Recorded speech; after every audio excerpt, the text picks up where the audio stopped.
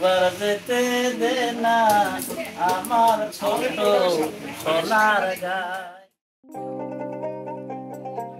যে হাতে মাটি গড়ত, এখন সেই হাতে গড়ে উঠছে নতুন স্বপ্ন। মাটির গন্ধে মিশে আছে আত্মমর্যাদা, আত্মনির্ভরশীলতার প্রতিশ্রুতি।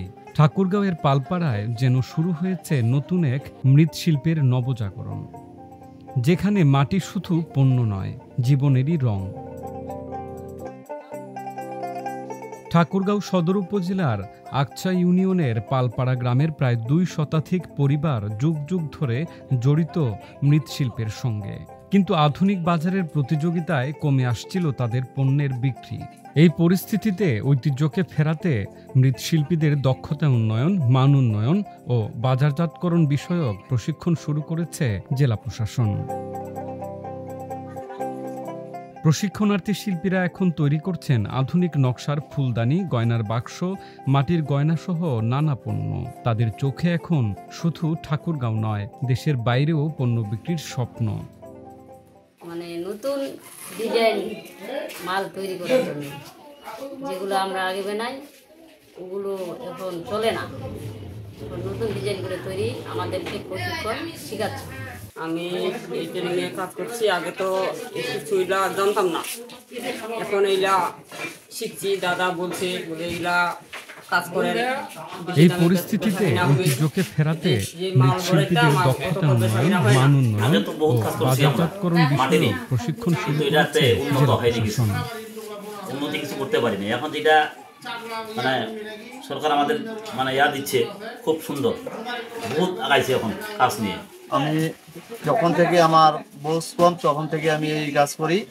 এখন এই যে মৃৎশিল্প থেকে এটা ট্রেনিং হচ্ছে, এখানে ট্রেনিংয়ে আপাতত উপস্থিত আছি। এটা অনেকজন আসে, অনেক কিছু বলছে বা দেখছে, দেখি এরপরে কি করানো যাচ্ছে। আমাদের এখানে ঠাকুরগাঁও জেলা মৃৎশিল্প উন্নয়ন বিকল্প প্রকল্প বিষয়ক অনুষ্ঠান হচ্ছে। এখানে আমরা আগে যে জিনিসগুলো বানাইতাম ওই জিনিসগুলো এখন আমরা উন্নত করতে চেষ্টা করতেছি। নতুন কাজ করতেছি, আগে বাধ্যতারা করছিল, এই ধরনের কাজ হতো না। এখন সরকার থেকে এই অনুমোদন পাইছে, এই মাটির কাজগুলো সৌন্দর্য কাজ করতেছে, ভবিষ্যতে যেন আরো করতে পারি, এই জন্য এই কাজ চালু করছে।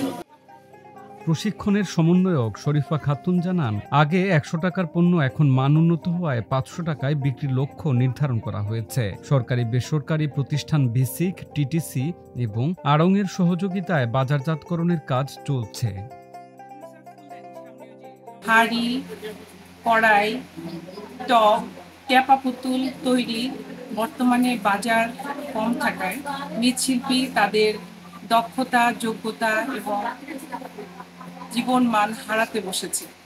জেলা প্রশাসকের সূক্ষ্ম দৃষ্টিতে এটি ধরা পড়ে। তিনি আকছা পালপাড়ার ২০০ পরিবারকে দক্ষতা উন্নয়ন প্রশিক্ষণের মাধ্যমে তাদের বাপদাদার সেই মাটির তৈজসপত্র তৈরিতে আধুনিকায়নের মাধ্যমে এটি বাজারজাতকরণ সহ পালপাড়ার সকল নারী পুরুষ দক্ষ শিল্পীদেরকে জীবনমান উন্নয়নের জন্য ভূমিকা রাখছে।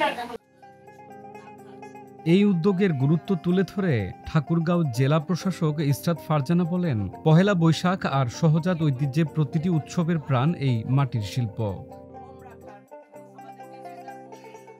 আমাদের এই জেলার যে ২০০ পাল পরিবার আছে, যারা মাটির কাজে জিনিসপত্র বানিয়ে তারা জীবিকা নির্বাহ করে, তাদের জীবন মানের সার্বিক মান উন্নয়ন এবং এই পেশায় থেকেই তাদের জন্য আধুনিক মানের জীবনযাপনে তারা সক্ষম হয়।